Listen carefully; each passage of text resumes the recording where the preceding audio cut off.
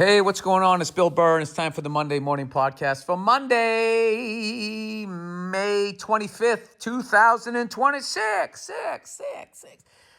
What's going on? How are ya? How's it going? Oh, my God. Oh, my Lord. I don't even know what to fucking talk about first. I don't even know what to talk about first. We're going to go sports? You want to go movies? You want to talk the solar system? I can't talk about that shit. I ain't as smart. I ain't as smart as you are. Dude, you know fucking Peter? Oh, dude, he's fucking wicked smart. Oh, yeah, he takes all honors classes. All right, I'm just going to go with what the fuck I just did. I just watched this Peter Falk, John Cassavetes movie called Mikey and Nicky. With my borderline dyslexia and my old eyes, I thought it was Mickey and Nicky. Hey, Mickey and Falk and Nicky. It wasn't. It was Mikey, Mikey and Nicky. And I'm going to tell you this. Going to tell you this right now. If there is a movie and John Cassavetes is in it and Peter Falk is in it, in any way, shape, or form, you are not in for an easy ride. Those fucking guys made real shit. I don't know if you ever saw A Woman Under the Influence. I couldn't even get through it. It was so fucking brutal. They're bait, but the two of them together, they're basically independent films, Walter Matthau and Jack Lemmon, as far as like, they're a perfect match for both of their talents, the way they come together. It is an absolutely fantastic, dark fucking movie. And John Cassavetes' character is like, he reminded me of people I knew in my past, where they just keep taking advantage of you, and then they flip it around on you, and then they gaslight you and then bring you back. He fucking amazing. It's on the Criterion Collection, as I've always said. Criterion Collection is Cinemax for smart people. There's still nudity, there's still violence, but it's just done so tastefully. I give that 5 out of 5 stars. I mean, as far as like my sensibilities for a movie. So, that's why it's always, it's all fucking relative. You go to Rotten Tomatoes, that's a good place I feel like they're pretty accurate. I just think there's enough people that you can get like an overall. But if you got like different tastes, there's like, look at all these bands out there that can sell out like an arena, and you're watching them like, I don't give a fuck. Or you see some band in a little club, like, why aren't they playing an arena? Oh, it's art, dude. It all comes down to your own taste there. But it is, fantastic. It's dark. It's depressing. I'm just letting you know that's the ride. This is definitely not a mainstream fucking movie. Jesus Christ. Am I glad that I stumbled upon that one. Anyway, I think I'm going to watch all the Ann movies. That was Mikey and Nicky. I'll watch Harold and Maude. I'll watch Butch Cassidy and the Sundance Kid next, right? I'll do that. And then on vacation, I'll go to Turks and Caicos. Something I've never been able to get past, that there's actually a country that has the word "and" in it. Remember the first time Nia brought that up to me, Turks and Caicos, or somebody we were talking to. I go, that's the name of the country? They go, yeah. And I just kept going, and Caicos? Turks and Caicos. Why don't you just call it Tacos, Like when the Steelers and the Eagles got together during World War II and they were the Steagles, They didn't call them the Steelers and the Eagles. They called them the Steagles. Turks and Caicos. Tacos. This is the modern world. We don't have time for and. Speaking of that, there's this sick YouTube channel that just shows basically old NFL films, and it's all like just the sickest fucking hits, the way they used to play. And they have Motley Crue's Kickstart My Heart underneath it, or Kickstart My Heart, as they said where I was from. And it's like bananas. Like, and just the old uniforms, that fucking AstroTurf that they played on, how they led with their heads and all that. And I hate the comments section because there's just no empathy for what those guys did to their bodies and then the quality of life that they lost after playing like that. And all of these people, it's just the Roman times. It's always the Roman Colosseum. Throw them to the lines. Everybody's like, this is when football was fucking real. It's like, no, this is when like people were like playing a game that gave them brain damage, and some of them committed suicide, killed their families, and then killed themselves. I mean, this, and, the powers that be knew what the fuck was going on, and they ignored it for a long goddamn time. And they could have played the game a different way, and it would have been fine. And, I just feel it's really like, I hate people who are like tough adjacent. You know what I mean? It's like, who can't be tough with somebody else's brain? Like, this is the fucking football I fucking miss. Oh, yeah, you get out there. You get out there with that Sears Roebuck helmet, and you go over the fucking middle. You do it. Let me see you do it, tough guy. Being tough with somebody else's brain and their quality of life. But I got to tell you, man, seeing those old hits with that Motley Crue song underneath it, Jesus Christ. I have to watch it every time. So I guess I'm a part of it because I do know that they're really fucking themselves up to play that way. But I don't know what the YouTube channel is, but I don't know. It was incredible. I always wish that, like, I'd started watching pro football a little. I didn't watch it until the late 70s, We just didn't have the games. I vaguely remember my grandfather watching Monday Night Football with my dad, and they were talking about O.J. Simpson. And they were talking about his nickname, Juice. Oh, the Juice. They were all excited. Orange Juice, and they were all fucking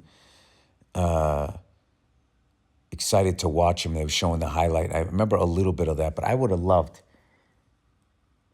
I remember I saw a couple of Patriots games when Jim Plunkett was still playing in the early 70s, but I don't remember much of them because I didn't watch too many.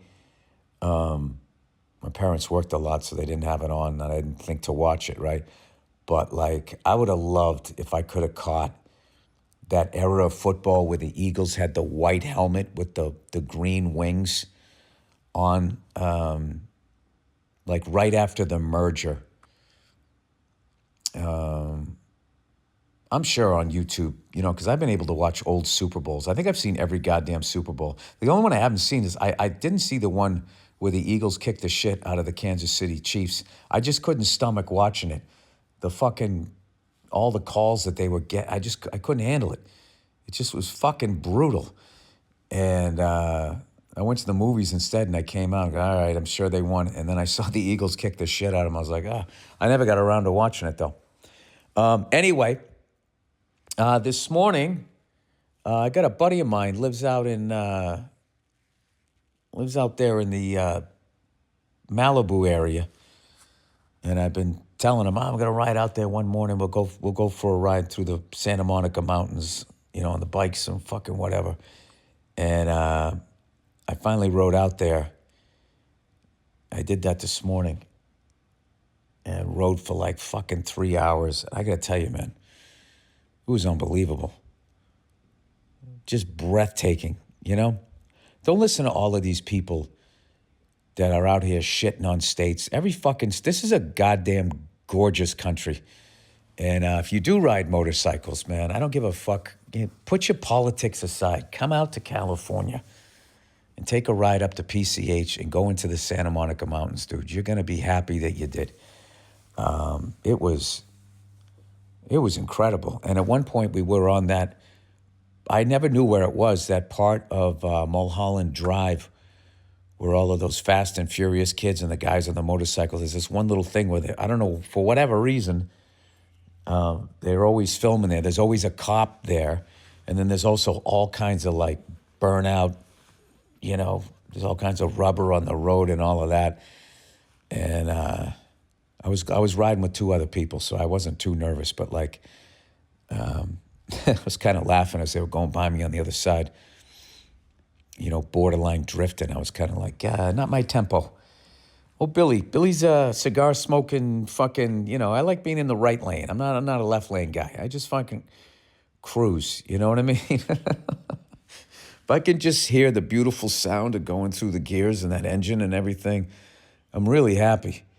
But anyway, we rode all morning, and there's so much stuff in that mountain up in those mountains. I didn't realize there was a couple of places where I saw like almost nothing but motorcycles and these general store, like restaurant looking places. And then randomly there was this lake. I don't know if it was man-made or whatever. Looked like, if it looked like I was in New Hampshire, except it was like with the, they shot MASH. It was supposed to be Korea, but it was really like they shot them in some hills out here in California. So it's like a New Hampshire looking lake, smaller though, with, that type of topography behind it, geography, whatever the fucking word is. And I don't know, rode all morning, and then I had to get back here to take my kids to a birthday party. As always, it's part of the dad thing. But I had such a fucking great time. Had such a great time doing that. And anyway, yeah, so if you ever get a chance and you're out here, highly, highly, highly fucking recommend it. Don't believe what you see on the news, that LA looks like that fucking Skid Row. I mean, you can do that to any goddamn city. Just show the worst of them, And anyways, I also don't understand, like, showing that shit and then sort of trashing the people down there. It's like, those are your fellow countrymen, If you're going to get mad at anything, I would get mad at the false flag wars, the pharmaceutical industry, and people who don't raise their kids right. That's what I got out of watching that fucking Rupert Murdoch documentary, man. Just watching that guy, him and his kids in litigation with each other, it was fucking heartbreaking. You know what I mean? I don't share that guy's political views, but just as also being a dad, looking at that guy, it's like, dude, for the love of God, send the lawyers out of the room and hug your fucking kids, because you're going to die and they're going to have all this unresolved shit. And you know who's going to pay for it? Us. It's not even the people in his lives. One of them is going to take over that fucking empire with all of that, I don't know. Look at the current guy we got running the country. Like, I just look at that guy, I'm like, terrible parents. How many times do you think Donald Trump was hugged as a kid and somebody said, I love you and I'm proud of you? I'm going to say 0. You can't fucking do that to kids. You can't. If you don't have it in you, don't fucking have a kid. Jesus fucking Christ. Because the rest, when you die, whoever's still alive is going to have to deal with the fucking mess you made. Not to mention, it's just unnecessarily cruel to do that to a kid. Anyway, plowing ahead here. Let's talk sports here. First of all, I got to give it up to the fucking New York Knicks.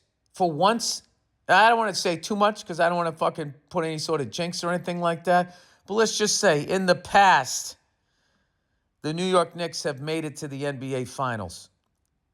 Okay? NBA Final.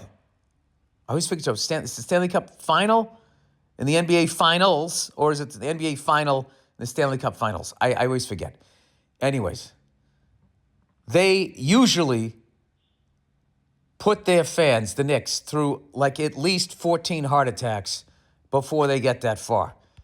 And this year, goddamn, I think they've won 11 playoff games in a row. So, as much as I've just trashed Knick fans and all the attention New York media gets, how fucking amazing. I can set all of that shit aside. If the New York fucking Knicks win it, it's not even right. It's not even fucking right that all the unbelievable basketball players that have come out of New York City, all the people that have added to the game of basketball and turned it into a fucking art form, and they have not had a championship since 1973. I can totally get behind this team fucking winning it, man. That would be incredible. And then on the other side, in hockey, Boston Bruins fan, I fucking hate the Canadians. It's just, you're born into it. You got to fucking hate them. When I was growing up, the refs, everyone was afraid of them. And if you were up a goal and there was 10 minutes left in the game, I've said this a million times, it was an unwritten rule that you put those cunts on the fucking power play and gave them a shot. Like, oh my, it was fucking ridiculous. So I'm setting all of that aside because I love Canada. I love the people up there and everything. And they haven't had a Stanley Cup since 1993. And as much as, I don't know, they just the way we're divided up here, they get divided up there with that stupid French-Canadian. It's like, we're all the same. Enough already. But anyway, even they, I think they would like to see the Cup come back. And I just love, okay, first of all, the Canadians, the first 2 rounds, they went to a Game 7 overtime. Same guy scored the goal. I don't know who the fuck it is. I'm old. I got kids under the age of 10. I don't have time to pay attention. Scored both goals, and then they go to play the Hurricanes, right? Condolences to the Buffalo Sabres, though, but you are going in the right direction. But anyway, they go in to play the Carolina Hurricanes, and the chatter amongst all hockey fans was that, all right, well, now, glass slippers coming off, and the Canadians are going to turn back into a pumpkin. And what do? They come in and they fucking win Game 1. Go down 1-0 and then score 4 unanswered fucking goals. Took the crowd right out of the game. Took all the mystique that the Hurricanes had. Took it right the fuck away from them. And then all of a sudden, Goliath's got to win Game 2. You can't go back to the Molson Center. The Molson Center is already going to be going nuts that the series, that they won 1 game down there. If you go down 0-2, Jesus Christ. Could be a wrap, right? So I was saying to my buddy, I was going like, not only does Carolina have to win Game 2, they kind of have to have a statement win if they want to get some of the psychological sort of momentum back. Like, because they had a long layoff. So if they came back and they gave them the old right there, Fred, in Game 2, maybe you get back in their heads a little bit that, hey, maybe we're in too deep a water. Maybe next year you start thinking shit like that. God damn it, the fucking Canadians played with them. Although Carolina played a great game. I mean, the Canadians barely had any shots, but when they got them, they made them count. It was 2-1 forever, and then Canadians tied it up in the end to go into overtime, and I was going like, oh my God, fucking Canadians win this fucking game, and they go back Game 3. Jesus Christ, that crowd's going to sound like they already won the Cup. But Carolina manned up and fucking won it in overtime. But I got to tell you, I don't think that was enough to get any sort of psychological, whatever doubt they might have had that they couldn't play with those guys. They 100% can play with those guys. So I think this is going to be another amazing, amazing series. And then out in the West, I always miss the games out West because then it's time to put my kids to bed and, I just get all involved in that, or I run out and go do a spot or whatever. I always catch the East Coast game. Plus, I grew up in the East Coast, so I watch the Eastern Conference of everything. But I do know that the Vegas Knights are up 2-0, and the Avs were favored. So I don't know when Tortorelli, whatever his name is, took over that team, but that guy's been there before, and I don't know, man. I don't fucking know. I will say, though, I always say shit like this. If the Vegas Knights make the final and they're up against the Canadians, I mean, that would be worth it to go, just to see that. Quick flight, who knows? I don't know. But this is a great time of year. Even though all my teams are fucking knocked out of it. This is a great time of year. So anyway, that's what I got as far as sports and all of that type of shit. And I mentioned you guys a few months back that I was working on this stuff to sort of free myself up as a drummer. And, I looked at some shit on YouTube and stuff. And they're like, start at like a 60 BPM tempo and have this is like your main thing that you're playing, and then just think of fills and kind of blah, blah, blah, blah, blah. Dude, the metronome, like, it's the most boring thing ever for me anyway. So what I started doing is I just started finding like mid-tempo songs, and rather than playing along to the songs, I would just hear fills and try to play them and just fall on my face. And I've been doing that, and it's fucking weird. It's weird at first, but at some point you turn the corner and it's like you open a new room in your brain. And the other night, after that benefit, or maybe it was during rehearsal, I forget what it was, but I was playing along to the Rod Stewart Faces song, Stay With Me. And I sort of heard this thing. It wasn't necessarily it was sort of a fill, but you're still kind of playing the beat, and still playing the groove.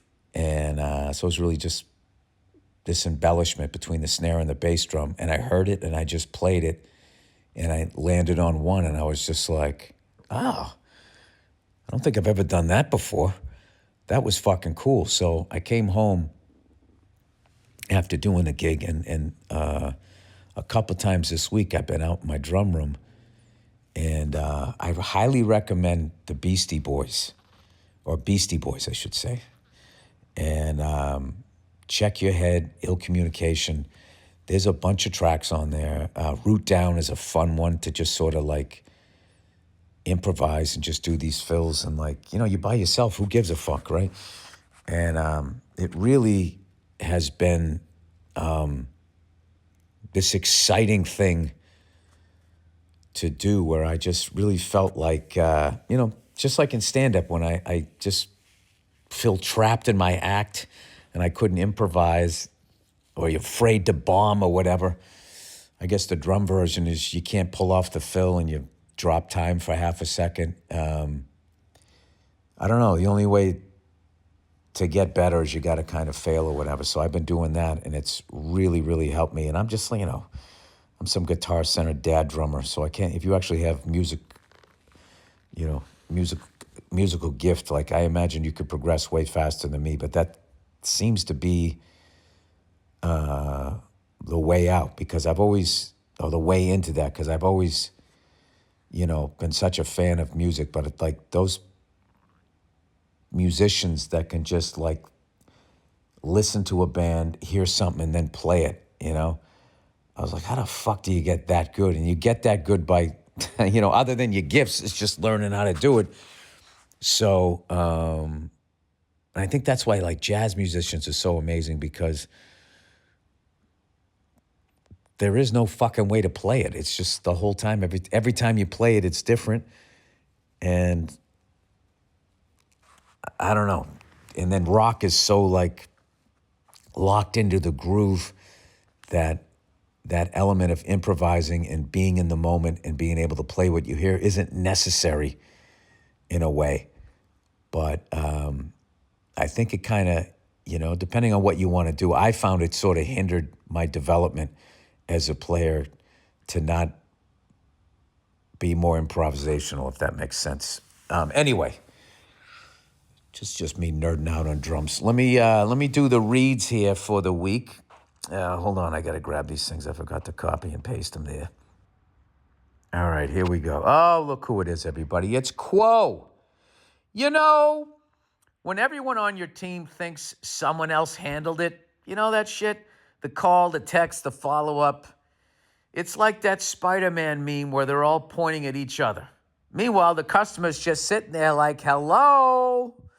That's how you quietly lose business. So yeah, at a certain point, it's like, let's fucking Quo. That's why today's episode is brought to you by Quo, spelled Quo, the business communication system built so you never miss a call. Your entire team can handle calls and texts from one shared number, so no more missed messages or dropped conversations. Everyone sees the full thread, replies are faster, and customers actually feel taken care of. Quo works wherever you are, right from your phone or computer. Keep your existing number, add teammates and minutes, sync your CRM, and let the call routing handle itself as you scale. Quo isn't just a phone system, it's a smart one. It automatically logs calls, generates summaries. I don't even know what any of this shit means, but it sounds impressive. and flags next steps so nothing falls through the cracks. And it can even qualify leads or respond after hours so your business stays on even when you're off. Money is on the line. Always say hello with Quo. Try Quo, Quo, for free, plus 20% off your first 6 months when you go to quo.com/Burr. That's quo.com/Burr. Oh, look who we go. Oh, geez Louise. It's Helix, everybody. Helix? You know, there's nothing more important than a good night's sleep. Well, definitely start your day a lot better, I can tell you that. When my wife gets a good night's sleep, it's just like butter, man. A bad mattress can hinder your sleep, which can affect your mood and your longevity. It's time to upgrade your mattress. Staying comfortable inside with your Helix mattress. A good night's rest sets you up for a great day.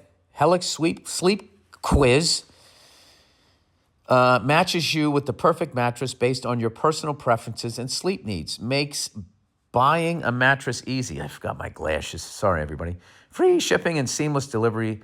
Helix delivers your mattress right to your door with free shipping in the United States. The Happy with Helix guarantee. Rest easy with seamless returns and exchanges. The Happy with Helix guarantee offers a risk-free, customer-first experience designed to ensure you're completely satisfied with your new mattress. 120-night sleep trial and limited lifetime warranty. Gross. A study they ran found that 82% of those involved saw an increase in their deep sleep cycle while sleeping on a Helix mattress. You know, there's a lot of studies out there that say, getting enough sleep, you have to do that to clear your brain. And it helps with brain fog and helps prevent dementia and Alzheimer's. That's what I've heard. Go to helixsleep.com/Burr for 20% off site-wide. That's helixsleep.com/Burr for 20% off site-wide. Make sure you enter our show name after checkout so they know that we sent you. Oh, boy, look who we go. Oh, what was this? Oh, my goodness. They're all exciting to me. True Work, everybody. TRUWERK, like twerk. True Work. Working outside in the springtime means you're dealing with chilly mornings, hot afternoons, and everything in between. Not to mention the mud, rain, and whatever else the weather decides to throw at you. You need workwear that can keep up with you. You need workwear that can keep up with the changing conditions, and True Work has you covered. Most workwear is made from cotton blends, which restrict your movement and get soaked after just a few raindrops. Springtime is the perfect season for the T2 Work Pant, which keeps you comfortable over a wide range of conditions. They've been tested and validated for over 10 years, 10 years by real trade pros working in real job site conditions with over 15,000 five-star reviews. It's worth experiencing the difference for yourself. Upgrade to the T2 Work Pant and stay comfortable no matter what the day brings. Get 15% off your first order at truework.com with the code Burr. That's TRUEWERK.com, code Burr. True Work, built like it matters because it does. Last but not least, fast-growing trees, man. Hey, did you know Fast Growing Trees is America's largest and most trusted online nursery with thousands of trees and plants and over 2 million happy customers? Of course you didn't. That's why I'm here. They have all the plants your yard or home needs, including fruit trees, privacy trees, get the fuck away from me, flowering trees, shrubs. Hey, I got a couple of fucking shrubs, and house plants. All grown with care and guaranteed to arrive healthy. You don't need a big yard or a lot of space. You can grow lemon, avocado, olive, or fig trees indoors, along with a wide variety of houseplants, all grown with care and hand-selected to thrive in your home. Dude, I would love to grow avocados in my kitchen. A little scrambled egg with cheese. Put a little fucking chives on top. You fucking pick a avocado right next to the kitchen sink. You like Adam and Eve, but you got a house. Get all the plants you need without the messy car or the trip to the garden center. Right now, they have great deals on spring planting essentials, up to half off on selected plants, and listeners to our show get 20% off their first purchase when using the code Burr at checkout. That's an additional 20% off better plants and better growing at fastgrowingtrees.com using the code Burr at checkout. Fastgrowingtrees.com, Code Burr. Now's the perfect time to plant. Let's grow together. Use Burr to save today. Offer is valid for a limited time. Terms and conditions may apply. All right, with that, let's get to what you wanted to say this week. Lint in your phone. Bill, did you try scraping the lint from the charging port before getting a new phone? I'm an engineer, and that's the best I can offer for solutions. Well, how do I do that without damaging the phone even more? I definitely, gave a couple of into the fucking thing. Have you noticed any headaches since you got the new phone? Newer models have more intense blue light and flashes in your face at very rapid speed. I'm sure one day they'll connect these screens to dementia. Jesus Christ. I read recently that toddlers hear an average of 7 less words per minute when their parents are on their phones a lot. This, of course, leads to stunting their cognitive growth. There is really no need for a child to be around a screen other than a good old-fashioned television and TV shows and movies that teach lessons and showcase the world beyond their living room. Just to let you know, when I was growing up, it was called the Idiot Box, and they told you to read a fucking book. I got to get some of those blue glasses. Dude, can you just explain to me how these people are just allowed to do this? How are you allowed to sell this shit that just gives people headaches, makes them have dementia and all of this shit, and nothing gets done? Nothing is said about it or anything like that. But if an individual hoards hand sanitizer before a pandemic, they rake them through the coals, right? Or if you make the wrong joke as a comedian, they're fucking all over you. They're all over you. But these people can do this shit to you. It's just fucking, I don't know. Well, I can tell you this, sir. I've been reading like a lunatic lately. I absolutely love it. I hate my fucking cell phone. I try not to, I don't know. I do Duolingo every day. But you know what? This is inspiring me at night that I'm not going to fucking scroll or whatever. I'm just going to just shut the goddamn fucking thing off.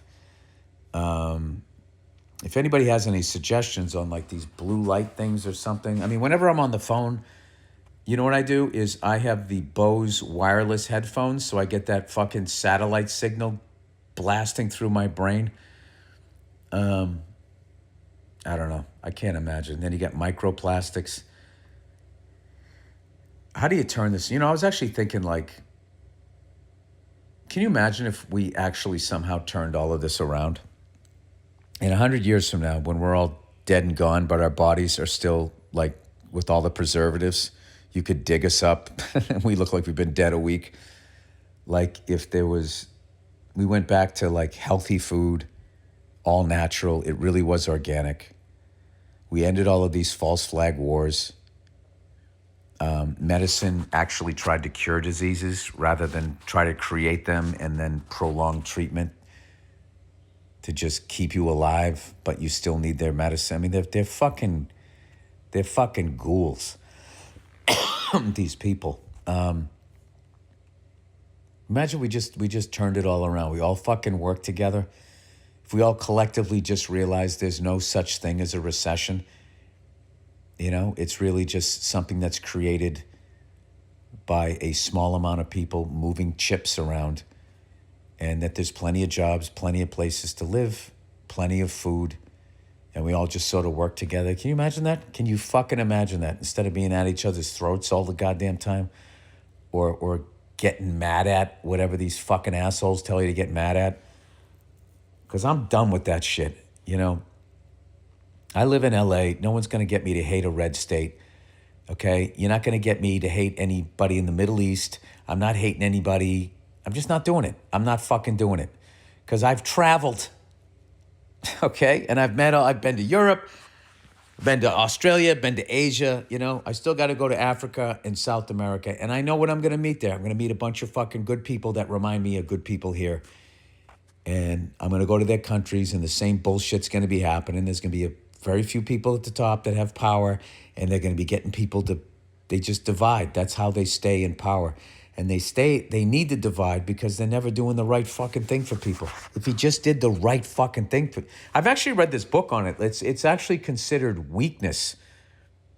And that if you're in like some, in a position of power and you're doing what's right for people, then all of a sudden one of the generals in your military will be like, we can fucking take this guy. We'll have a military coup and then I'll be running shit. They're insane people. Absolutely fucking insane. But that doesn't mean that you can't be nice and a decent person. Jesus Christ. So you're telling me my phone's going to give me fucking dementia? I guess getting off social media wasn't enough, huh? The great Andrew Themos has been telling me about these blue sunglasses I should be fucking looking at. I don't know. Well, my kids don't look at any of this crap. My daughter does have an iPad, but she can only watch it on the weekends. And even then, it's only for a couple hours. Then we take it away because she does need to know how to interact with it, or else she's going to go out in the world like me and not know anything about these things. They've made a real tough world to try to navigate. Anyway, let's move on to the next question. I really appreciate that information, though, sir. I don't know. That would be wild, though, if I actually figured out how to, if I could get somebody to vacuum out the lint and I could take a charge again. That would be amazing. It's like cleaning out your ears.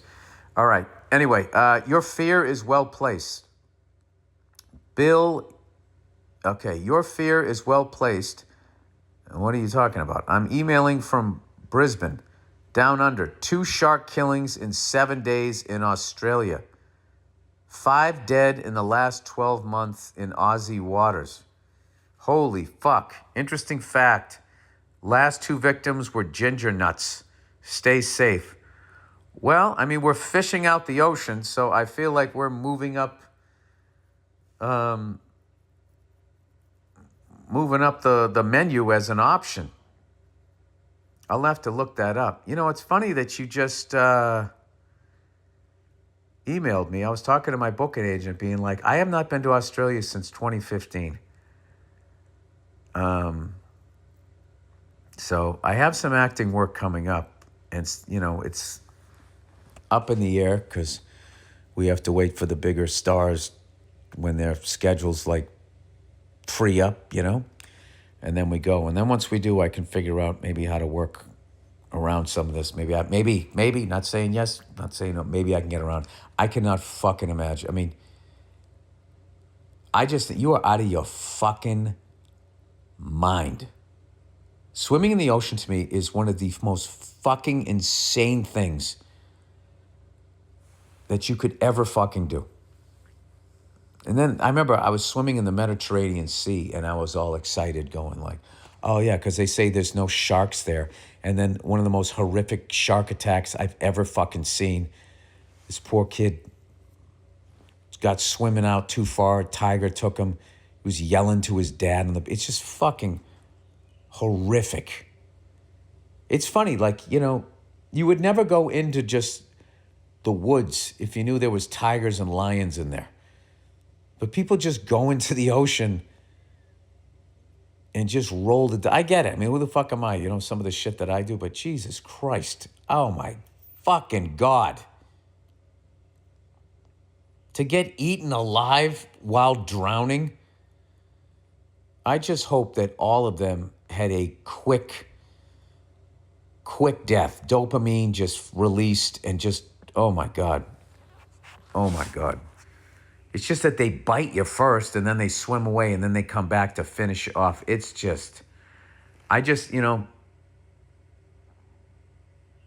that George Clooney, the Sandra Bullock movie with George Clooney, to say it correctly, where he just lets go of her and he just floats off into space?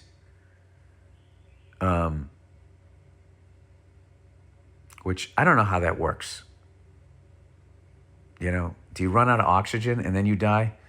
Because if your fucking suit fails you out there, I know the saliva in your mouth immediately starts boiling.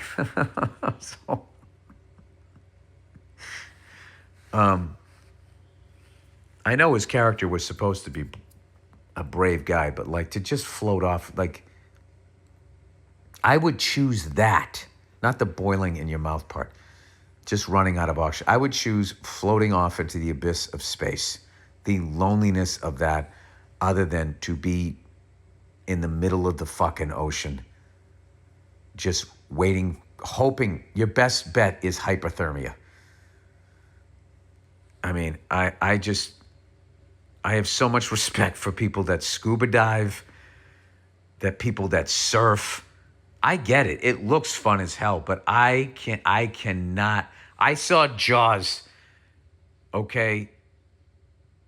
You know, that's the family I grew up in. I didn't see the Star Wars shit.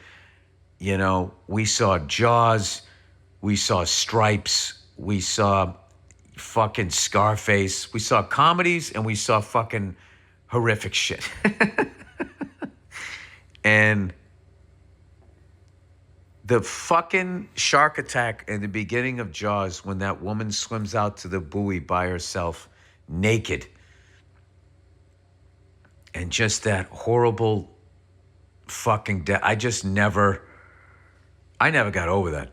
I never got over that. Like, when I was a kid, I would hear the Jaws theme music when I would jump into a pool. And then another thing happened was they made this movie called Alligator with Robert Forrest.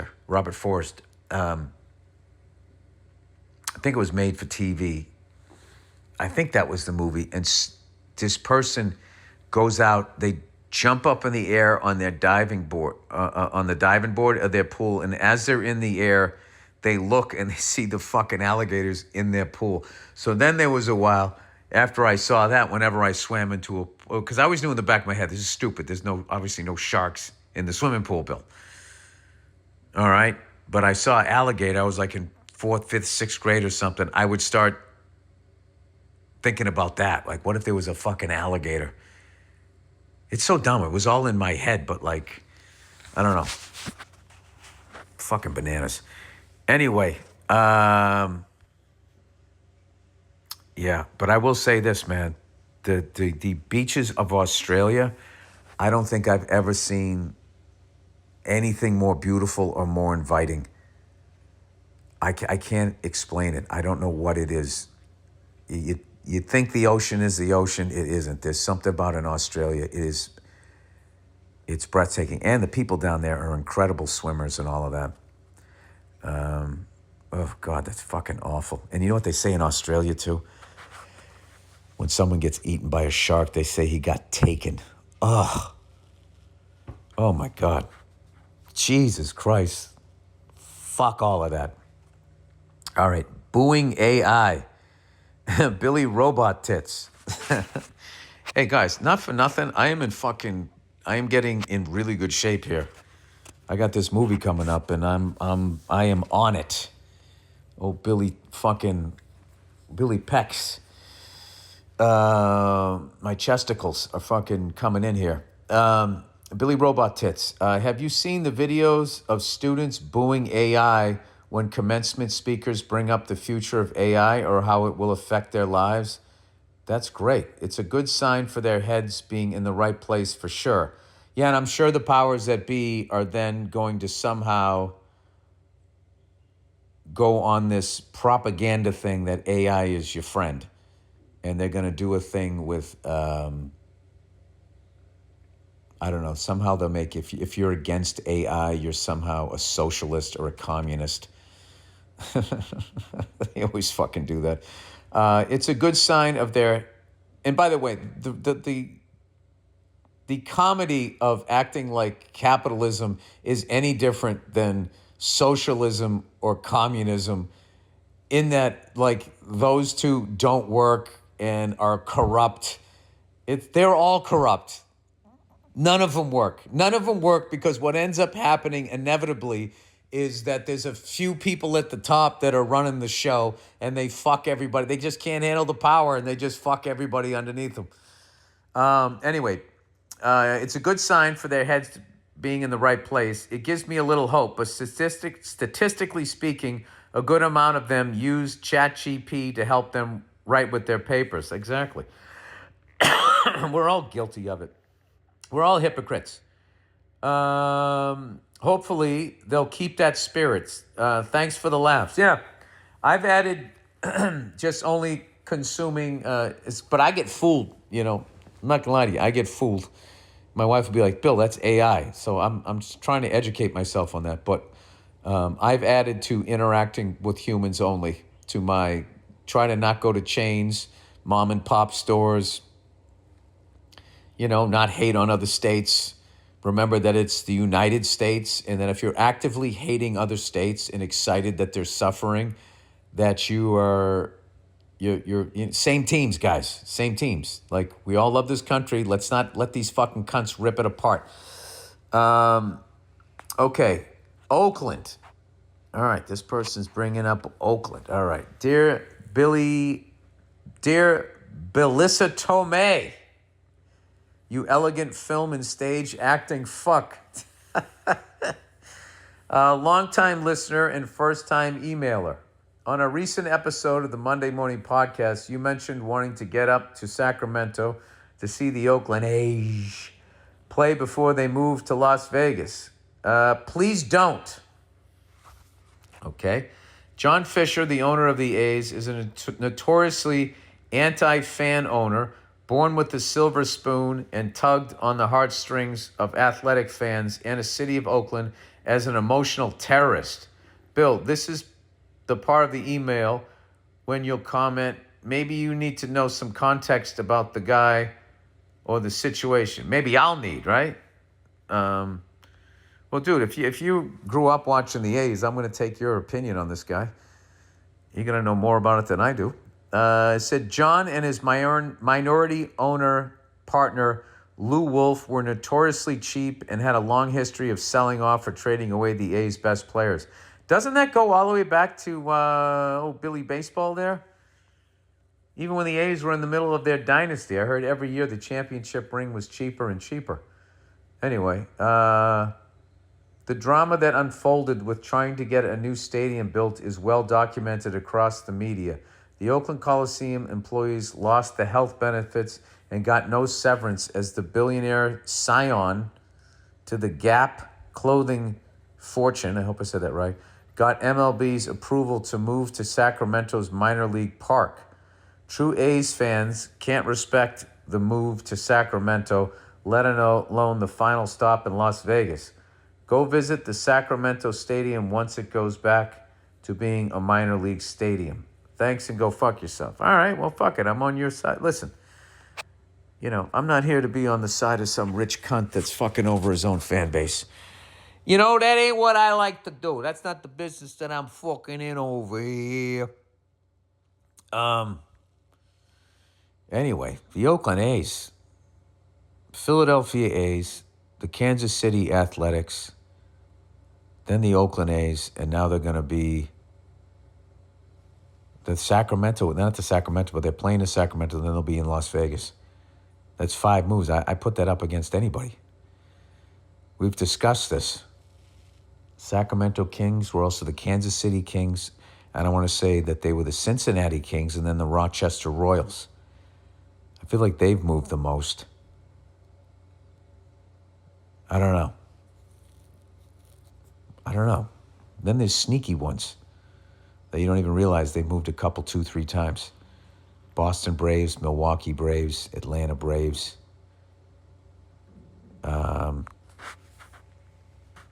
That's all I got. My fucking brain is shot here. I got this, so evidently this new iPhone is designed to give me, or the side effect of it is it gives you dementia. You know what I mean? Can you guys all just remember this? The next time a stand-up comedian says a joke on something, or, whatever, or a fucking whoever says something or does something or whatever, like, just notice the level of attention that gets versus what these fucking guys are doing. They're all advertising on these 24-hour news networks, so they all just look the other fucking way. I saw this clip of them interviewing this soldier, and he started talking about what was really going on over there, and then CNN's like, oh, yeah, sorry, we lost the feed. It was just like, what the fuck? Right, right as he was getting into what the fuck is really going on over there. It was kind of terrifying. That's as far as I'm going to go, because I'm sure you heard the rumors, so who's behind all of this shit? I don't know. Anyway, old Billy Freckles, I have a little bit of downtime before I do this huge show in Providence, Rhode Island. That's, for the World Cup and all of that. I'm playing some sort of soccer stadium down there. I'm not playing the whole stadium. They got I think it's like a 10,000 seater. Still a lot. It's a lot of fucking tickets. So thank you to everybody that's coming out to that show.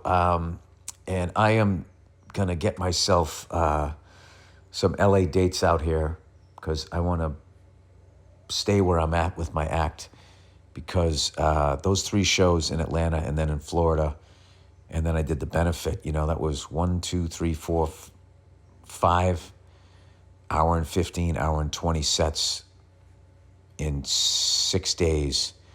And old Billy liked the way I felt after that, man. I felt fucking easy breezy on stage. I felt like I could have taped another special, but I kind of haven't gone out on the road with this hour yet because, doing the play last year or whatever. So anyway, I'm excited about that. So I'll let you guys know that, coming up, I'm going to be doing some shows locally out here, some smaller venues and whatnot, where I can actually run the hour. I'm very excited to do it. I don't know. I'm in this fucking great place in my life. I'm not angry anymore. I'm spending all kinds of time with my kids. And, dude, my kids are into sports and music. How fucking great. That's all I give a shit about, And we did drums and donuts the other day. And my daughter came along. And I was so proud. My daughter can play the Phil Rudd beat. Boom, cat, boom, cat. She can play that, so she's laying that down. And then my son is like fucking Keith Moon. He's just like soloing, 5-year, almost 6 years old, fucking soloing and hitting his cymbals, crossing his arms. I never taught him to do that. The kid is just a fucking natural.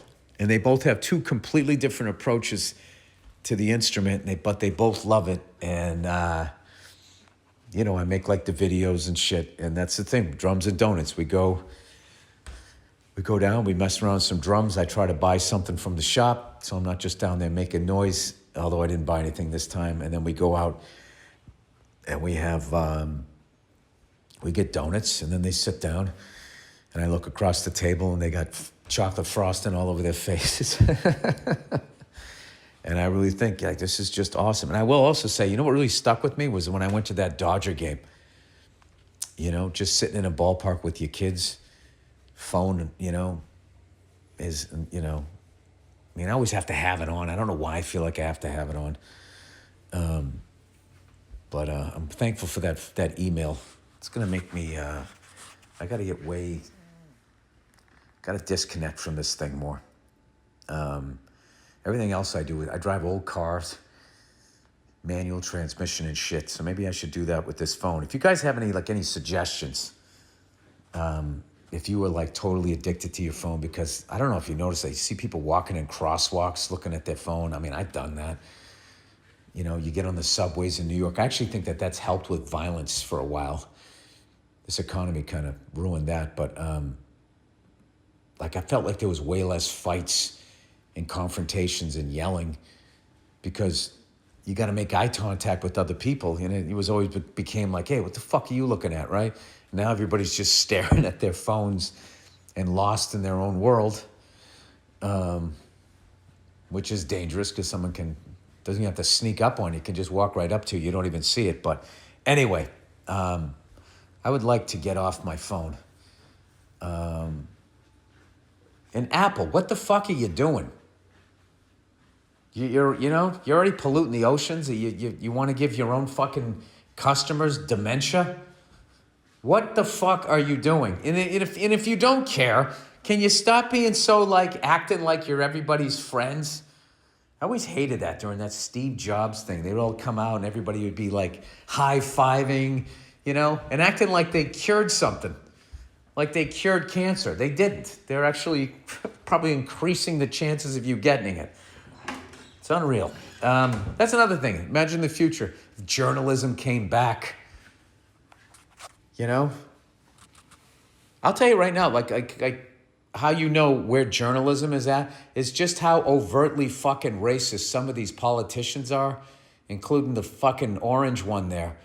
Like, there's no fucking world where you could take any sort of, recognition of the horrible things that white people did to black people during slavery and right on through the civil rights, right up until today. You couldn't remove that. If a standing president, when I was a kid, said, "Yeah, I don't want to look at anything that's going to upset me," that would have been the end. I mean, Nixon with the tapes, he had to resign. I can't imagine if somebody. It's really disturbing. It's really fucking disturbing, and it's also disturbing how many of my people still think that way. I don't know, man. I don't understand it. It's just like, what are you, afraid to compete? I don't know. Fucking bizarre. It's a bizarre goddamn world, but most people are decent people. That's what I think. I'm gonna continue to think that. All right, that's it, everybody. That's the podcast.